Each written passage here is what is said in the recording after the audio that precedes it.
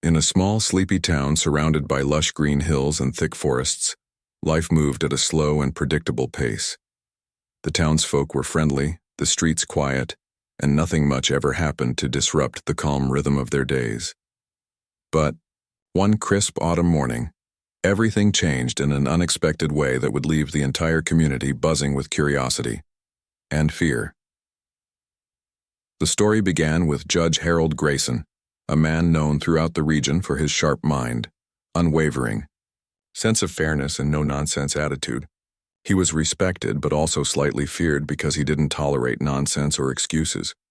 His courtroom was always filled with tension as people waited anxiously for his verdicts. On this particular day, however, it wasn't a legal case that brought him into the spotlight. It was something far stranger. It all started when a mysterious letter arrived at the judge's office. The envelope was plain, unmarked except for his name written in shaky handwriting. Inside, the message was brief yet chilling. Your Honor, buried in the oldest part of the cemetery lies a coffin. It contains proof of a terrible wrong done long ago. Open it immediately. There was no signature, no indication of who had sent it. At first, Judge Grayson dismissed it as a prank or the ramblings of someone with too much time on their hands. But the more he thought about it, the more intrigued he became. What if there really was something important hidden away? As a man, devoted to uncovering the truth, he couldn't ignore the possibility. The next morning, Judge Grayson made his way to the cemetery on the outskirts of town. It was a place few visited anymore, overgrown with weeds and dotted with crumbling headstones. Some graves dated back over a century, their inscriptions faded by time and weather. When the judge arrived, he found a group of curious townspeople, already gathered there, having heard rumors of his plan. Word traveled fast in such a close-knit community. Standing before them, Judge Grayson explained what he intended to do. I've received information suggesting that a grave here may hold evidence of a past injustice, he said firmly. If that's true, it's my duty to investigate. Not everyone agreed. Many shook their heads, muttering warnings about disturbing the dead. Old Mrs. Hargrove, who lived near the cemetery, stepped forward, her voice trembling. You shouldn't mess with graves, Your Honor. Bad things happen when you wake the dead. But the judge wasn't swayed. He believed in facts, not superstitions. With permission from the local authorities, he hired a team of workers to dig up the specified plot. As they began shoveling dirt, the air grew heavy with anticipation. The crowd watched silently, some clutching each other's arms nervously, others whispering prayers under their breaths. Children peeked out from behind their parents' legs, wide-eyed and fascinated by the drama unfolding before them. Hours passed, and just as doubts began creeping in, the sound of metal hitting wood echoed through the stillness. Everyone froze, holding their breath. Slowly, carefully, the workers cleared away the soil until the coffin emerged fully into view. It was unlike anything anyone had seen before. Made of dark, polished wood, it looked almost untouched by time, despite being buried for decades, or perhaps longer. Strange symbols were carved into its surface, swirling patterns that seemed to dance in the sunlight. No one could decipher their meaning, but they added to the eerie atmosphere surrounding the discovery. As the workers prepared to pry open the coffin, Judge Grayson felt a strange mix of excitement and unease. This moment could reveal a long-buried secret, or it could prove to be nothing more than a wild goose chase. Either way, he knew he had to see it through. The townsfolk pressed closer, craning their necks to catch a glimpse of what lay inside. Some held cameras, eager to document the event, while others clutched rosaries or charms for protection against whatever might come next. Finally, with a loud creak, the lid of the coffin was lifted. For a moment, there was complete silence. Then gasps rippled through the crowd as they saw what was inside. It wasn't a body, as most had expected. Instead, the coffin contained a collection of objects wrapped in faded yellowed cloth. Carefully, Judge Grayson reached in and unwrapped the first item, a dagger with a blood-red hilt that gleamed menacingly even in the dim light.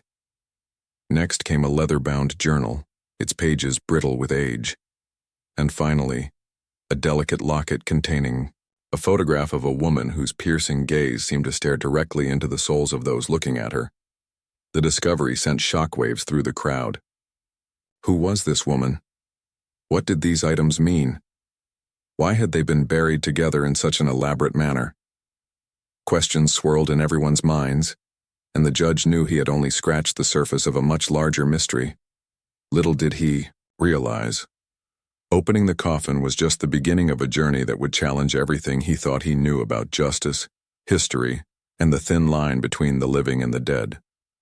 For now, though, the townsfolk dispersed, their imaginations running wild with theories and fears.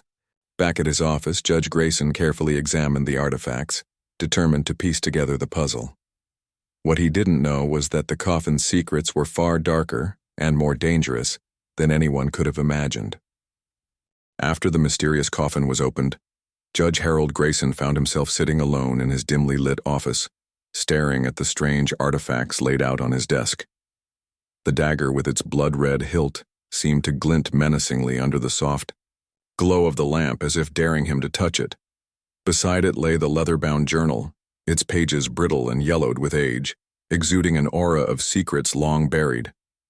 The locket, small and delicate, rested nearby, its photograph of the unknown woman gazing out with an intensity that made the judge feel uneasy. He couldn't shake the feeling that these objects were more than just relics. They were clues to a story waiting to be uncovered. The first thing Judge Grayson did was examine the journal. Carefully turning its fragile pages, he noticed that the handwriting inside was neat but hurried, as though the writer had been rushing to record their thoughts. The entries began innocently enough, describing daily life in the town over a century ago. But as he read further, the tone shifted. The writer, a woman named Eleanor Blackwood, spoke of growing suspicions about certain powerful families in the town.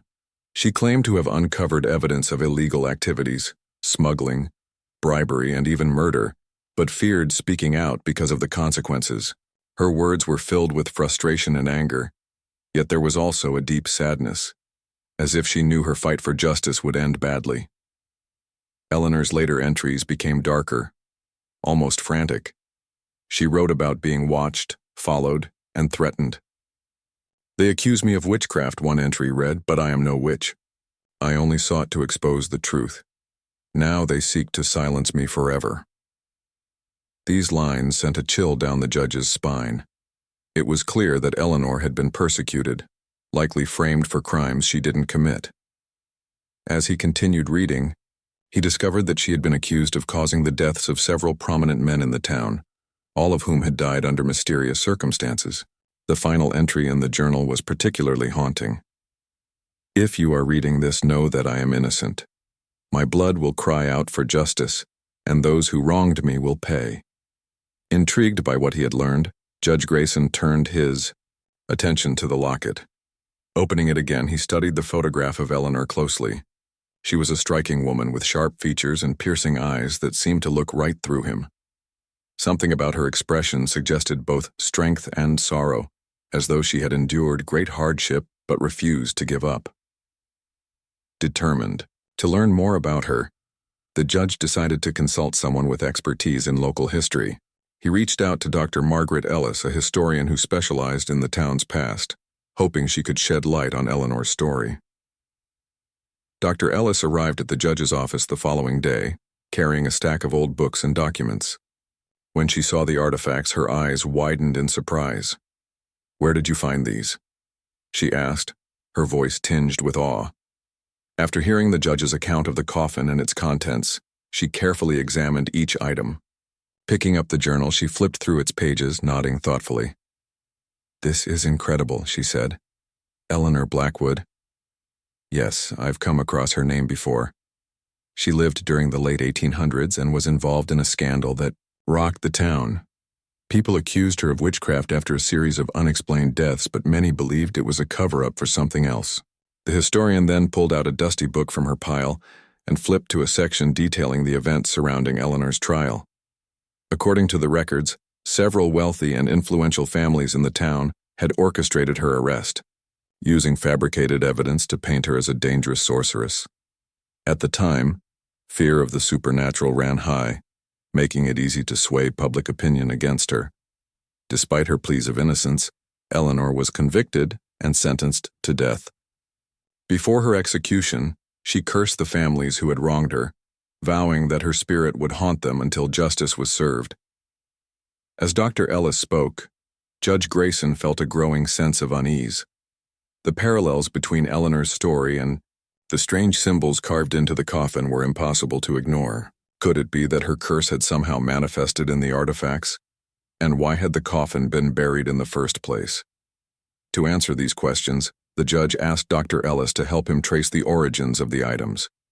Together, they pored over old maps, letters, and newspaper clippings, piecing together fragments of the past.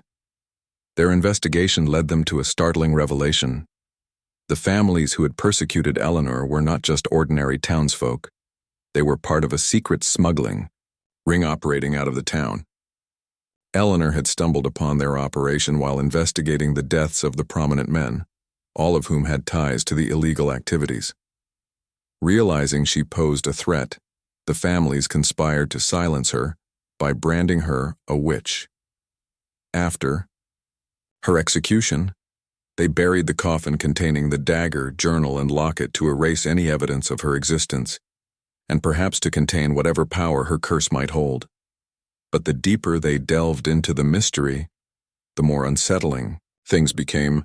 Strange occurrences began happening around the judge's office. Papers shuffled inexplicably on his desk, lights flickered without explanation, and faint whispers echoed in empty hallways. At first, Judge Grayson dismissed these incidents as coincidences or tricks of the mind. However, when he started experiencing vivid dreams about Eleanor, he could no longer deny that something unusual was going on. In his dreams, Eleanor appeared to him, her presence both commanding and sorrowful. She stood in the shadows of a dense forest, her eyes locked onto his. "You must uncover the truth," she said, her voice soft but urgent. "Only then can I rest." Each time he woke up, the memory of her words lingered, leaving him with a gnawing sense of responsibility. Was she reaching out to him from beyond the grave, or was his imagination playing tricks on him? Despite his growing unease, Judge Grayson pressed on with his investigation. He realized that the coffin's discovery was no accident. It had been planted deliberately, meant to draw attention to Eleanor's story. Someone wanted the truth to come to light, and the judge was determined to see it through. With Dr. Ellis's help, he began compiling a list of the families implicated in Eleanor's persecution, tracing their descendants to the present day. What he didn't realize was that exposing the truth would unleash forces far beyond his control, setting the stage for a confrontation that would test his courage and his faith in justice. As the days passed, the town grew increasingly uneasy. Rumors spread like wildfire, fueled by the strange happenings linked to the coffin. Livestock fell ill without explanation. Shadows moved where none should exist, and some residents reported hearing disembodied voices calling their names. The once quiet streets buzzed with whispered conversations about curses and haunted graves. Even those who had initially dismissed the coffin as a harmless curiosity now looked over their shoulders, wondering if Eleanor's spirit truly walked among them. For Judge Grayson, the pressure mounted. He knew he was running out of time to solve the mystery before the town descended into chaos, or worse. As the days turned into weeks, Judge Harold Grayson found himself consumed by the mystery of Eleanor Blackwood. The artifacts from the coffin, the dagger, the journal, and the locket, had become his constant companions, haunting him not just in his waking hours but also in his dreams. Each night Eleanor appeared to him, her presence growing more vivid and insistent. She would stand amidst a swirling mist, her eyes piercing through the darkness, repeating the same plea. "Uncover the truth. Only then can I rest." The weight of her words pressed heavily on the judge's shoulders, driving him to dig deeper into the past, no matter how unsettling the revelations might be. With Dr. Margaret Ellis by his side, Judge Grayson began piecing together the puzzle of Eleanor's life and death. They spent long hours in the town library, sifting through dusty archives and brittle newspaper clippings, What they uncovered painted a chilling picture of corruption, greed, and betrayal that stretched back over a century. The families implicated in Eleanor's persecution were not merely ordinary citizens. They were part of a powerful smuggling ring that had operated under the radar for decades. Their illegal activities included trafficking stolen goods, bribing officials, and even orchestrating murders to eliminate anyone who threatened their operation. Eleanor, it seemed, had been an unwitting witness to their crimes. Her curiosity about the mysterious deaths of several prominent men in the town led her to uncover evidence of the smuggling ring. These men, all connected to the illegal enterprise, had died suddenly and inexplicably, leaving behind whispers of foul play. When Eleanor tried to expose the truth, the families panicked. To protect their secrets, they framed her for witchcraft, using fabricated testimonies and planted evidence to turn the townsfolk against her. In those superstitious times, accusations of sorcery carried immense weight, and Eleanor never stood a chance. The historian's research revealed another disturbing detail. The families involved in Eleanor's trial went to great lengths to erase her from history. Records of her existence were destroyed or altered, and any mention of her name was erased from public documents. Even her grave was unmarked, as if she had never lived at all. The coffin containing her belongings was buried in secret, likely intended to serve as both a warning and a tomb for the truth she sought to reveal. It was clear that these families feared Eleanor's legacy almost as much as they feared her supposed curse. But the more Judge Grayson learned, the more he realized that the past wasn't as distant as it seemed. Many of the families involved in the smuggling ring still held influence in the town, their descendants occupying positions of power and privilege. Some owned businesses, others served on the town council, and a few even worked in law enforcement. The judge couldn't help but wonder if the anonymous letter that had led him to the coffin had come from one of these descendants, a person burdened by guilt or seeking redemption for their ancestors' sins. To test his theory, Judge Grayson decided to confront some of the descendants directly.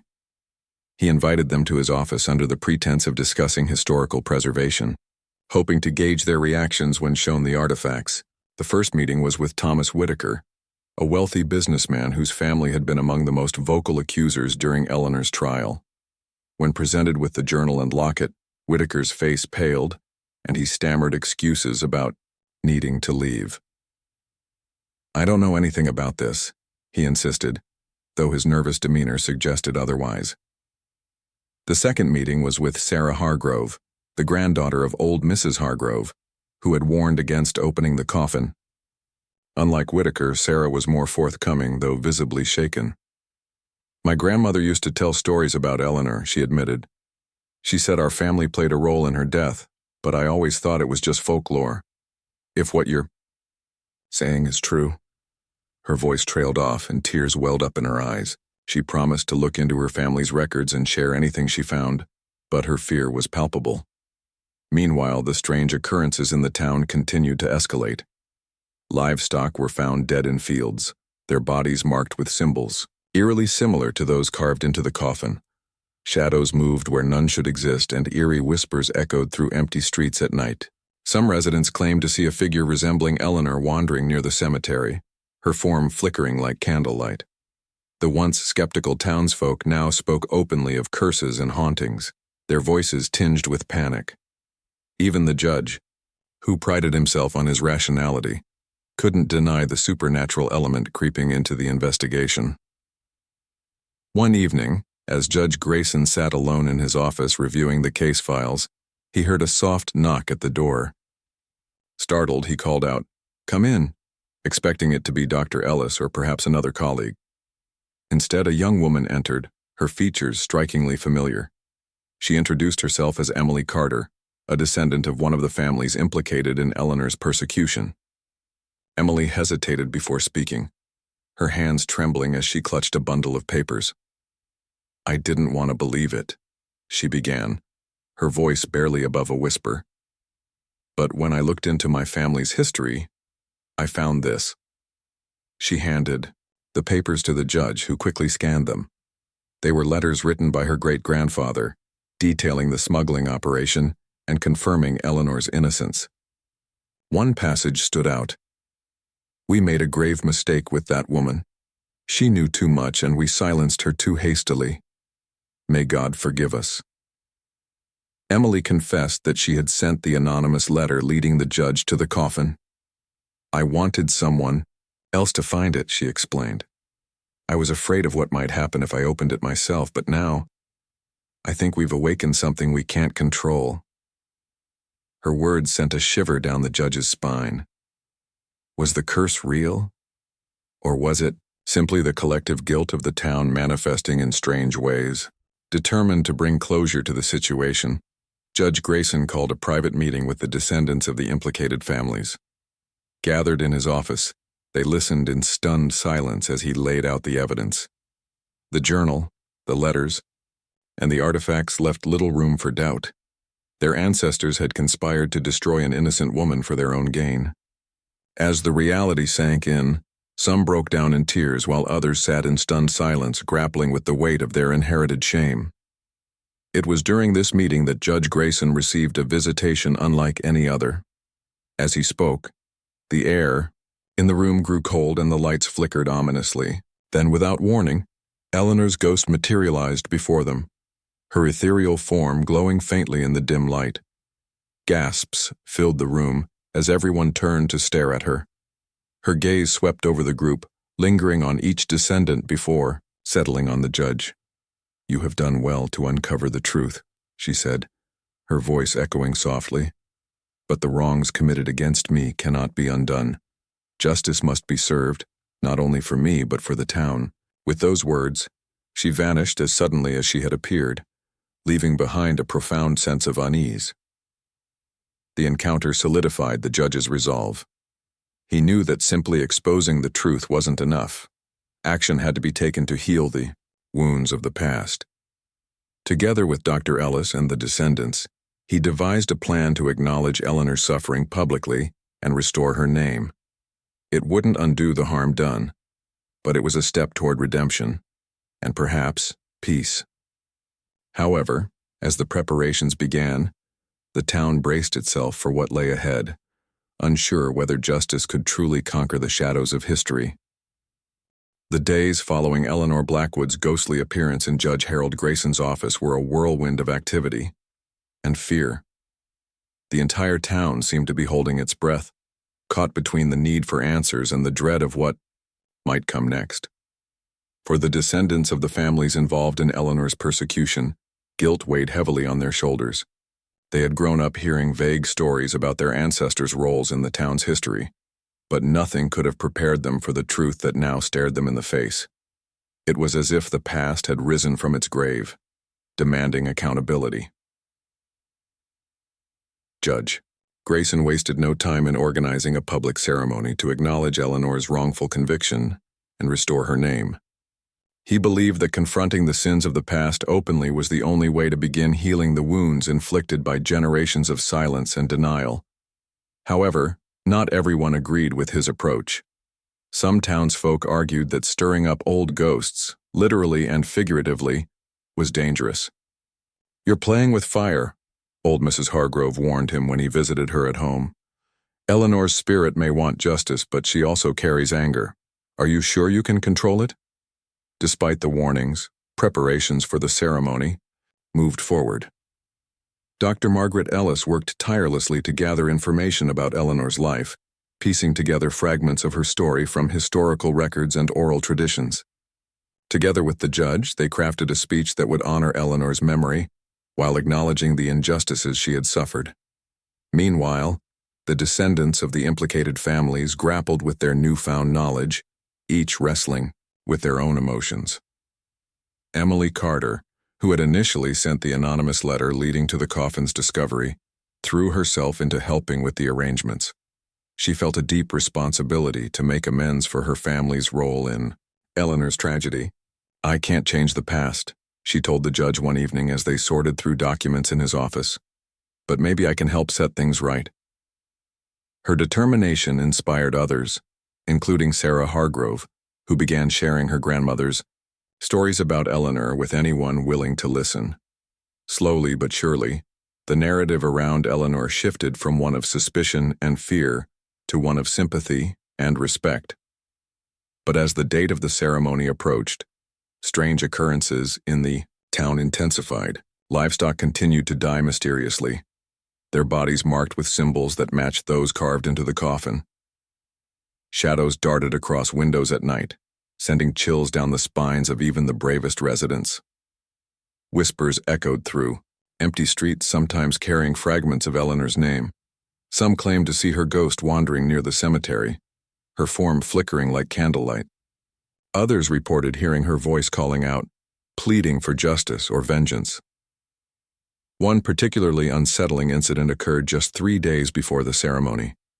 A group of teenagers dared each other to visit the cemetery after dark, hoping to catch a glimpse of Eleanor's ghost. When they returned, pale and trembling, they described seeing a figure standing beside the freshly dug grave where the coffin had been unearthed. The figure held the dagger with the blood-red hilt, its blade glinting menacingly in the moonlight. Before they could react, the apparition vanished, leaving behind an oppressive silence that lingered long after they fled the scene.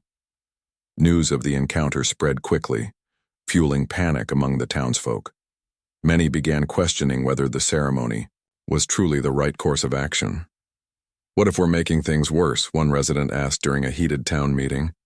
"Maybe we should leave well enough alone." Judge Grayson listened patiently to the concerns, his expression calm but resolute. "Ignoring the past won't make it go away," he replied firmly. "If we want peace, we have to face the truth, head on." To ease tensions, the judge invited Dr. Ellis to speak at the meeting, explaining the historical context of Eleanor's persecution and emphasizing the importance of closure. "This isn't just about Eleanor," she said, addressing the crowd. "It's about us, our community, our values, and how we choose to move forward. By acknowledging the wrongs of the past, we take a step toward building a better future." Her words resonated with some, though skepticism remained. Behind the scenes, Judge Grayson wrestled with his own doubts. Despite his outward confidence, he couldn't shake the feeling that they were walking a fine line between justice and chaos. Every night Eleanor appeared to him in dreams, her presence growing more urgent. "Do not falter," she whispered during one such vision. "The path is difficult, but it must be walked." These encounters left him drained yet determined, reinforcing his belief that the ceremony was necessary, not just for Eleanor, but for the town itself. On the morning of the ceremony, the atmosphere was electric with anticipation and unease. The cemetery was transformed into a makeshift gathering place, with rows of chairs arranged facing the spot where the coffin had been unearthed. A makeshift podium stood at the center, draped with a black cloth embroidered with the same symbols found on the coffin.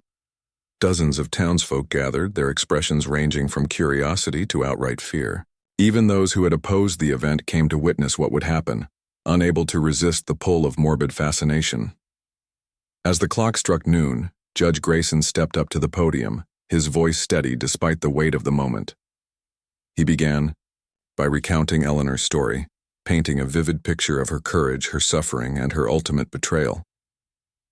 "Eleanor Blackwood was not a witch," he declared, his words ringing out across the silent crowd. "She was a woman who sought justice in a world that refused to listen.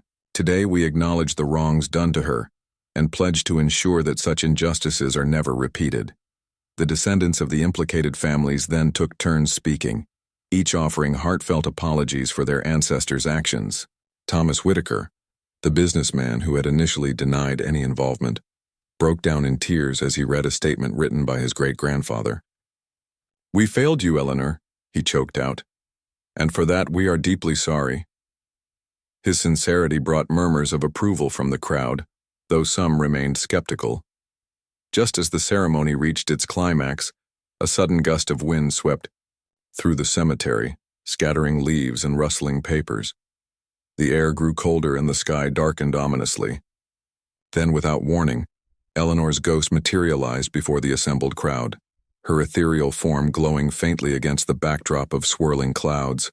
Gasps erupted as everyone turned to stare at her, their faces etched with awe and terror. For a moment there was complete silence. Then Eleanor spoke, her voice soft but commanding. "You have taken the first step toward redemption," she said, her gaze sweeping over the crowd. "But remember this. Justice is not a destination, it is a journey. Carry my story with you, and let it guide you toward a brighter future." With those final words, she raised her hand, pointing toward the horizon where sunlight began breaking through the clouds. And then, as suddenly as she had appeared, she vanished. The crowd sat in stunned silence, processing what they had just witnessed. Slowly, cautiously, applause began to ripple through the gathering, growing louder until it filled the entire cemetery. For the first time in weeks, the oppressive weight that had hung over the town lifted, replaced by a sense of hope and renewal. Judge Grayson watched it all unfold, a small smile tugging at the corners of his mouth. He knew the road ahead wouldn't be easy, but for now, the town had taken a crucial step toward healing. Yet, as the crowd dispersed and the cemetery returned to its usual stillness, one question lingered in the judge's mind. Had Eleanor's spirit finally found peace, or was this merely the beginning of something far greater? Only time would tell. In the days following the ceremony, the town experienced a strange mix of relief and uncertainty. The public acknowledgement of Eleanor Blackwood's wrongful persecution had stirred something deep within the community, a sense of collective guilt, yes, but also a glimmer of hope that they could move forward. For many, it felt as though a weight had been lifted. The oppressive atmosphere that had gripped the town since the coffin's discovery seemed to dissipate. Yet beneath the surface, questions lingered. Was Eleanor truly at peace now? Or was her appearance during the ceremony merely a prelude to something greater, something neither Judge Harold Grayson nor anyone else could fully comprehend? The judge himself was caught in a whirlwind of conflicting emotions. On one hand, he felt a profound sense of accomplishment. He had done what he set out to do, uncover the truth, expose the injustices of the past, and restore Eleanor's name. But on the other hand, he couldn't shake the feeling that their work wasn't finished. Every night he lay awake replaying the events of the ceremony in his mind. Eleanor's final words echoed in his thoughts. Justice is not a destination, it is a journey. What did she mean by that? Had her spirit simply wanted recognition, or was there more she needed from them? As if in response to these unspoken questions, strange occurrences began to resurface. But this time, they were different. Instead of chaos and fear, the phenomena took on a subtler tone, almost as if Eleanor's presence was guiding rather than haunting. Lights flickered softly in the cemetery at dusk, casting gentle shadows across the gravestones. Whispers carried on the wind, no longer angry or menacing, but soft and melodic, like distant singing. Some townsfolk claimed to see a faint glow hovering near the spot where Eleanor's coffin had been unearthed, a shimmering light that vanished when approached. One evening, as Judge Grayson walked through the cemetery after hours, he encountered Emily Carter sitting quietly on a bench near the memorial erected for Eleanor. She looked up as he approached, her face pale but calm. "I've been coming here every night," she admitted, her voice barely above a whisper. "I feel drawn to it. Like Eleanor wants me to stay close." The judge nodded, understanding her sentiment. He had felt it too. The pull toward the cemetery, the sense that Eleanor's story was far from over. Emily went on to share something unexpected. Earlier that day, while going through more of her family's old documents, she had found another letter written by her great-grandfather. This one was addressed directly to Eleanor, though it was never sent. In it, he expressed regret for his role in her persecution, pleading with her spirit to forgive him. "He says he knows he can't undo what was done," Emily explained, tears welling up in her eyes, "but he hopes someday she'll find peace." The discovery of the letter prompted Judge Grayson to call another meeting with the descendants of the implicated families. This time, however, the gathering wasn't about assigning blame or seeking forgiveness. It was about understanding Eleanor's lingering presence and determining whether there was anything left unresolved. They met in the judge's office.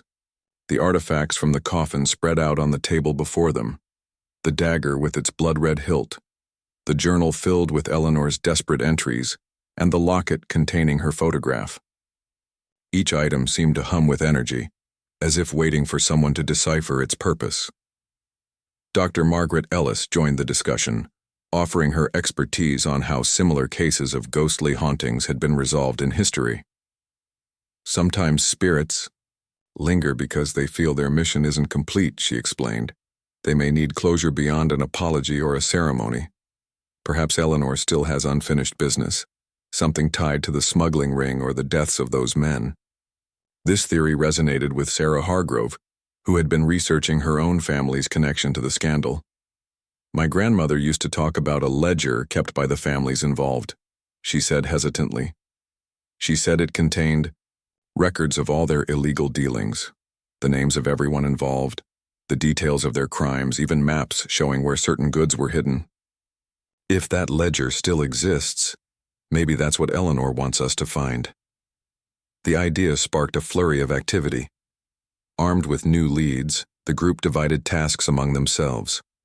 Some scoured old properties once owned by the implicated families, searching basements, attics, and hidden compartments for any sign of the mysterious ledger. Others pored over archives looking for references to its existence. Judge Grayson focused on interviewing elderly residents who might remember stories passed down through generations. It was painstaking work, but the urgency of the task kept them motivated. Then one fateful afternoon, Thomas Whitaker made a breakthrough. While inspecting the foundation of an old barn on his property, he stumbled upon a small metal box buried beneath the floorboards. Inside was a leather-bound book, the ledger they had been searching for. Its pages were crammed with handwritten notes, detailed accounts of smuggling operations, and incriminating evidence against dozens of individuals. Among the entries was a section dedicated to Eleanor, detailing how the families conspired to frame her for witchcraft. Reading it aloud to the group, Thomas's voice trembled with emotion. This is why she was killed. The discovery of the ledger marked a turning point. With concrete proof of the family's crimes in hand, Judge Grayson proposed a bold plan: to make the contents of the ledger public. Not only would it serve as a permanent record of the injustice done to Eleanor, but it would also act as a deterrent against corruption in the future. The descendants agreed unanimously, recognizing that transparency was the only way to truly honor Eleanor's memory. But before they could proceed, Eleanor appeared to them once again, not in anger, but in gratitude. As they gathered in the judge's office late one night, poring over the ledger's contents, the air grew cold, and the lights dimmed. When they looked up, she stood before them, her form translucent yet radiant. "You have done well," she said, her voice softer than ever. "The truth will endure, and my spirit can finally rest." Her words brought tears to their eyes, a mixture of relief and sorrow washing over them. For so long, they had feared her wrath, believing her curse would bring ruin to the town. But now they understood that her intentions had always been rooted in justice, not vengeance. She had sought not to punish, but to ensure that her suffering would not be forgotten, that her story would inspire change. With Eleanor's blessing, the group moved forward with their plan. They digitized the ledger, making its contents accessible to the entire town. Copies were displayed in the library, alongside exhibits detailing Eleanor's life and legacy. The response was overwhelming. Residents came in droves to view the documents, many leaving flowers or candles at the memorial in the cemetery. Conversations that had once been whispered in secret were now held openly, fostering a renewed commitment to honesty and accountability within the community. Yet, even as the town embraced this newfound transparency, Judge Grayson couldn't help but wonder about the broader implications of what they had uncovered. How many other stories like Eleanor's existed, buried under layers of secrecy and shame? Could the lessons learned from her tragedy extend beyond their small town, inspiring others to confront the sins of their own pasts? For now, though, the immediate crisis had passed. The strange occurrences ceased altogether, replaced by an eerie calm. The cemetery returned to its usual quiet, the glowing light near Eleanor's grave fading into nothingness. It was as if she had finally found the peace she deserved. her restless spirit laid to rest by the actions of those who dared to seek justice on her behalf. As the weeks turned into months, life in the town slowly returned to normal, or at least, a new kind of normal. The scars of the past remained, but they no longer festered in silence. Judge Grayson continued his work, driven by a deeper understanding of the power of truth and reconciliation. And though Eleanor's ghost was gone, her presence lingered in the hearts of those who had fought to uncover her story, reminding them that justice, while difficult, was always worth pursuing. Months had passed since the discovery of the ledger and the public unveiling of its contents, but the ripple effects of Eleanor Blackwood's story continued to shape the town in profound ways. The once sleepy community was now a place transformed, not just by the exposure of its dark history, but by the collective effort to confront it. Conversations that had once been stifled by fear or denial were now open and honest, fostering a sense of unity and accountability among the townsfolk. Judge Harold Grayson watched these changes unfold with a mixture of pride and reflection, knowing that their journey toward justice had sparked something far greater than he could have anticipated. The memorial erected for Eleanor became a focal point of the town. What had started as a simple plaque grew into a larger tribute, with residents contributing pieces of art, poetry, and personal messages honoring her memory. Flowers and candles adorned the site year-round, even during harsh winters when snow blanketed the ground. It wasn't uncommon to see people sitting quietly near the memorial, lost in thought or whispering prayers. Some claimed they felt a comforting presence there, as though Eleanor herself lingered nearby watching over them. Whether real or imagined, this shared belief created a bond among the townsfolk, reminding them that healing often begins with remembrance. For Judge Grayson, the experience had changed him in ways he couldn't fully articulate. He had always prided himself on his commitment to justice, yet Eleanor's case forced him to confront the complexities of truth and morality. Justice wasn't just about punishing wrongdoers. It was about acknowledging pain, repairing relationships, and ensuring that lessons learned from the past guided future actions. These insights stayed with him long after the immediate crisis had ended, shaping how he approached every decision in his courtroom and beyond. The descendants of the families implicated in Eleanor's persecution also underwent significant transformations. Emily Carter, who had initially sent the anonymous letter leading to the coffin's discovery, emerged as an advocate for historical preservation and transparency. She dedicated herself to researching other forgotten stories from the town's past, determined to ensure that no one else would be erased from history. Her work inspired others, including Sarah Hargrove, who began organizing educational programs for local schools. Together, they taught children about Eleanor's bravery and the importance of standing up against injustice, instilling values of empathy and courage in the next generation. Thomas Whitaker, whose family had played a central role in framing Eleanor, struggled more openly with guilt but ultimately channeled his emotions into meaningful action. He donated part of his wealth to fund scholarships for underprivileged students, naming the program after Eleanor. "If I can help someone rise above their circumstances," he explained at the launch event, "then maybe my family's mistakes won't define us forever." His words resonated deeply with attendees, many of whom saw his efforts as proof that redemption was possible, even after centuries of wrongdoing. Dr. Margaret Ellis, too, found her life profoundly impacted by the events. Her research into Eleanor's story reignited her passion for uncovering hidden histories, leading her to publish a book detailing the entire saga. Titled Echoes of Justice: The Story of Eleanor Blackwood. The book became a bestseller not only locally, but across the region. Readers praised its gripping narrative and poignant message, which encouraged communities everywhere to examine their own legacies of injustice. Dr. Ellis traveled extensively to speak about her findings, inspiring countless individuals to dig deeper into their own histories and confront uncomfortable truths. As for the artifacts from the coffin, the dagger, the journal, and the locket, they were carefully preserved and placed on display in the town museum. Each item served as a tangible reminder of Eleanor's courage and suffering, drawing visitors from neighboring towns and cities. Museum guides recounted her story with reverence, emphasizing the importance of remembering those who had been silenced. For many, seeing these relics firsthand made Eleanor's plight feel all the more real, bridging the gap between past and present. Despite the progress, however, whispers of unease occasionally surfaced. Some older residents still harbored fears that Eleanor's spirit might return if the town failed to live up to its promises. "She gave us a second chance," old Mrs. Hargrove warned during one of her rare visits to the cemetery. "But spirits don't forget easily. We mustn't take this lightly." While most dismissed her concerns as superstition, others nodded thoughtfully, recognizing that vigilance was key to maintaining the peace they had worked so hard to achieve.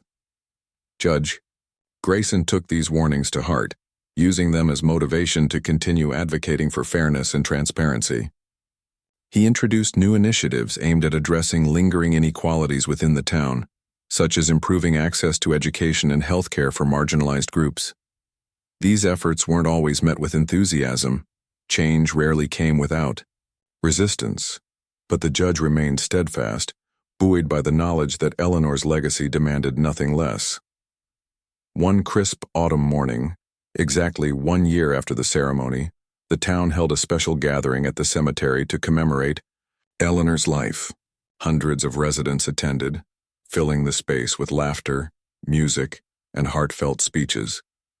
Children performed plays based on her story, while elders shared memories of how the scandal had shaped their understanding of justice. At the center of it all stood the memorial, now adorned with fresh flowers and glowing candles. As the sun dipped below the horizon, casting golden light over the graves, Judge Grayson stepped forward to deliver a closing speech. "Eleanor Blackwood taught us that silence is complicity," he began, his voice steady but filled with emotion. "Her story reminds us that justice requires courage, not just in moments of crisis, but every single day. Let us honor her memory not by dwelling on the past, but by building a future rooted in truth, compassion, and accountability." His words were met with thunderous applause, followed by a moment of silence as everyone reflected on the journey they had taken together. As the crowd dispersed, some lingered near the memorial, reluctant to leave. Among them was Emily Carter, clutching a bouquet of wildflowers she had picked earlier that morning. She knelt beside the plaque, placing the flowers gently on the ground. "Thank you," she whispered, her voice barely audible, "for showing us the way." In that quiet moment, as the wind rustled through the trees and the stars began to twinkle in the night sky, it felt as though Eleanor was listening. Perhaps she had finally found peace, or perhaps she had simply entrusted the town with carrying her legacy forward. Either way, her spirit lived on, woven into the fabric of the community she had fought so hard to protect. And so, the town moved forward, carrying Eleanor's story with them like a beacon guiding them through uncertain times. They knew that challenges lay ahead, as they always did, but they faced them with renewed resolve. For in confronting their darkest chapter, they had discovered something remarkable: the power of justice to heal wounds, unite hearts, and